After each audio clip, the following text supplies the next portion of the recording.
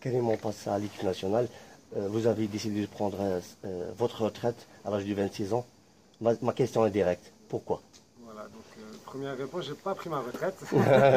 International. Non, je l'avais pas pris à ce moment-là. Mais à cette époque-là, il y avait beaucoup de problèmes de communication. J'ai fait aussi des erreurs dans ma communication à moi, mais je n'étais pas le seul fautif. Il n'a jamais été question que je prenne ma retraite. J'avais dit que je voulais me faire une pause parce que j'étais épuisé, qu'on avait tellement donné pendant tellement d'années avec l'équipe nationale pour réussir à se qualifier que c'était moi, Nadir Beladjossi, il était à bout, on était à bout et on n'avait pas demandé, on avait demandé à faire une pause, mais c'était pas rien d'officiel, quoi. On avait juste demandé à être libéré d'un stage pour pouvoir passer des vacances et récupérer.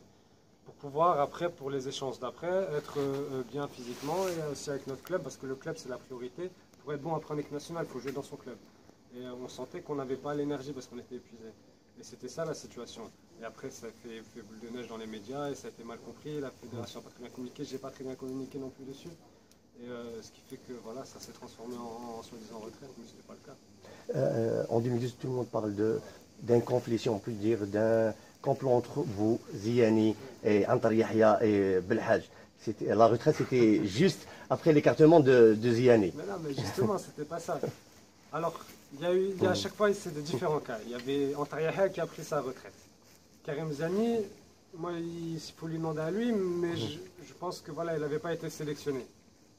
Moi, me concernant, c'était juste ça, c'est que j'étais fatigué parce qu'on avait tellement donné, tellement de voyages, tellement de matchs sous pression, qu'on était à bout, j'avais plus d'énergie et j'avais énormément de conflits avec mon club à cause de ça. Donc, j'ai prévenu l'entraîneur, je lui ai dit, regarde ce qui se passe, ma situation dans mon club. Mon club, ils veulent m'écarter complètement si je ne prends pas de vacances parce qu'ils ont remarqué, on a fait tous les tests médicaux, et il fallait que je me repose pendant 1-2 semaines et que je n'allais pas au stage. Et ils ne voulaient rien savoir, non, non, non, on a besoin de toi tout de suite. J'ai dit les échéances, elles seront. Dire ça se passe dans n'importe quel club. Dire, bon, je ne vais pas me comparer à Cristiano Ronaldo, mais il est aussi pas de temps en temps mis de côté pour reposer. Et c'était ça ce qui s'était passé. Et ça avait été pas compris et après mal interprété avec un complot. Il n'y avait pas un problème avec le coach? Non, il n'y avait pas de problème. Au contraire, je m'entendais bien avec lui, mais c'était juste là. Lui, il voulait parce qu'il avait besoin de moi.